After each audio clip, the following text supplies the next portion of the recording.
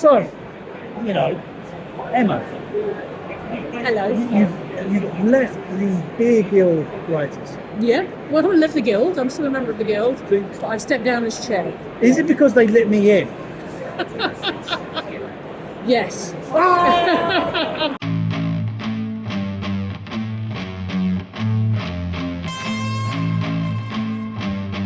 Purely because they let you in. Oh no, it is true. It was a point, a line in the sand for me, and there was no going back.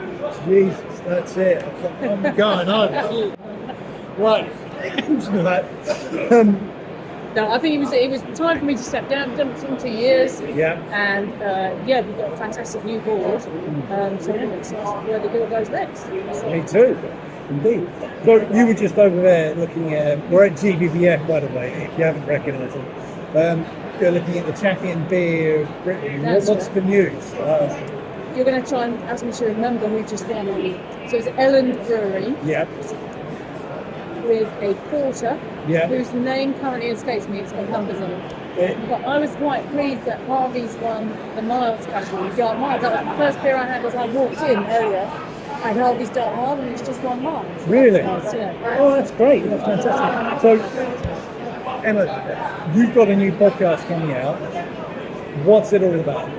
So it's about beer, pubs, and mental health. So I have a background of working in mental health. On the whole work for 2 decades. Yeah. And it continues to be an interest of mine. And beer is also another area that I work in. And so kind of bringing the two together and thinking about different aspects of beer and pubs and mental health from the kind of how does anxiety, how does alcohol, for example, affect my anxiety? Yeah, I was going to say. To kind of the other end of things of what benefits do pubs bring in terms of tackling loneliness.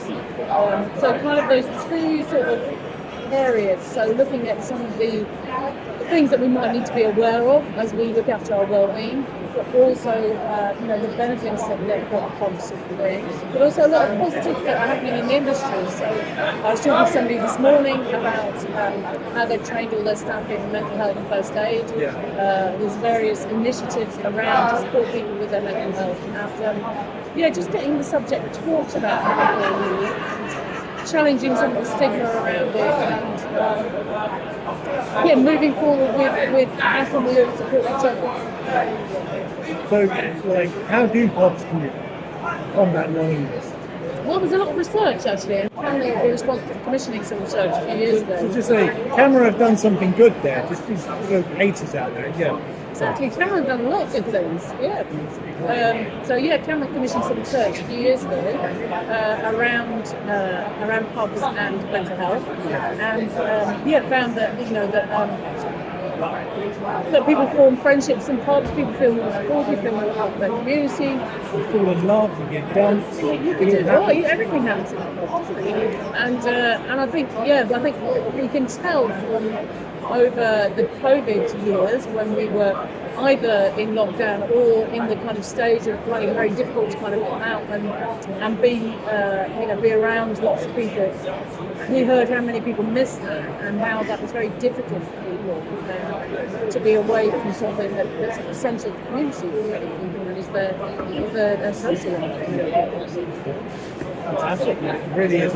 I'm completely engaged in that because I felt it and said everything happens in the pub. Maybe too much happens in the pub, but that's another channel. Talking about more beer reviewing, you've judged things, you know? Mm-hmm. How do you judge a beer? I have not got the focus. I don't claim to be a beer expert. I just claim to be an enthusiast. So how do you judge a beer? What do you look for? So I was judging beer yesterday. I was judging beer yesterday for an international competition, and I think it can sometimes be a bit shrouded in mystery. Yeah. Kind of how people judge this, but in short, it's about, well, how does it look, how does it smell, how does it taste, what does it feel like when it's in your mouth, and what does it feel like in your swallow? Those are the kind of things you're kind of looking for. And in some competitions you judge very much to style, so you might have a description of the style and you know what style it to be. In other competitions, well, in all competitions, there's an element of, are you enjoying it? Is this good beer? Would you have it again? And I think, sometimes, as I say, there's this kind of mystery around it that people sometimes feel they have to be able to use the right words or use a certain language about it, whereas I'm not big on that. And I think kind of, when you're tasting beer, I think the nice thing about judging is you taste beers much more mindfully, and you kind of really think, how does that smell? What does it remind me of? I do that a lot. And initially, yesterday, one beer I thought, that reminds me of the 1970s. And I was kind of thinking, there's something. So what I kind of think is, when something reminds me, then try and follow that memory down. And actually, it kind of had some memories of kind of lime cordial at the end, and kind of McGround's lime cordial sort of thing. And then I thought, there's some lime notes. And I may not have identified that immediately when I picked it up, but I followed that kind of route. So I think for anybody, just kind of, drinking a bit more mindfully, really thinking about what it tastes, what it smells like, doing a number of different sniffs, nose right in it, but also a bit of a drive by kind of sniff, taste it a few times, make some notes, and they don't have to make sense. Like that, it doesn't have to make sense, because eventually it might come to you, that's that. That intrigues me. It doesn't have to make sense. In terms of what makes sense to you, Michael. Right. So, but I think people sometimes feel a bit, and I think I did as well, I'll own it, a bit like, maybe I'm not using the right language, maybe I need to know the right word to say about this. And I think there isn't a right word. We all have individual tastes. Otherwise, there wouldn't be 850 beers here, or however many there are, there'd be one, because we'd all like the same beer. Whereas we all like lots of different things. So, it's about what you like. At the end of the day, it's about how do you enjoy it. Would you go and buy another third of that? Would you enjoy that? Would you have that with a meal? Would you have that on a beach? It might be all different types of beers, but just enjoying them, I suppose, in a much more present kind of way. It's really fun. Is that where beer's trying to go? It's trying to be more paired in more restaurants at the moment? I think there has been some of that. I don't know whether that's still happening. I think beer goes really well with food. I think it goes better than wine. That's partly because beer has more ingredients, so it has more flavours, more styles. So you can get beer to go with any kind of food. Okay. Whereas, a wine lover would probably say the same to you. But for me, I think beer is more refreshing. It's carbonated, so it can cut through some of the kind of fattiness. I think it can refresh you if you're having something spicy. I enjoy it more with food than I do with wine with food. A wine lover would say the same. I think beer, historically, was drunk with food. I think now we have this sort of, there's still kind of a bit of snobbishness about beer. I'm not saying that all comes from the wine culture, it comes from the wider media. Whenever the press might have a story about people drinking too much over lockdown or whatever, it's illustrated with a picture of often a cask ale pump. You think, you have access to cask ale over lockdown. Whereas when we're talking about how a little bit of alcohol every day can help your heart or whatever, if any research comes out about that, it's illustrated with somebody drinking a glass of wine. And I think that doesn't help. And I don't know how we go about really challenging this kind of snobbishness and sort of looking down on beer in today's society, which is really shouldn't be, in my opinion. It shouldn't happen. It does happen. But I know what you mean, because people won't think that beer is a cheap consumable. You go to the off-ice and spend 99p in a can, and still you do that, I don't know. Maybe I'm a beer snob now because I don't know the price of beer. Maybe off-ice, but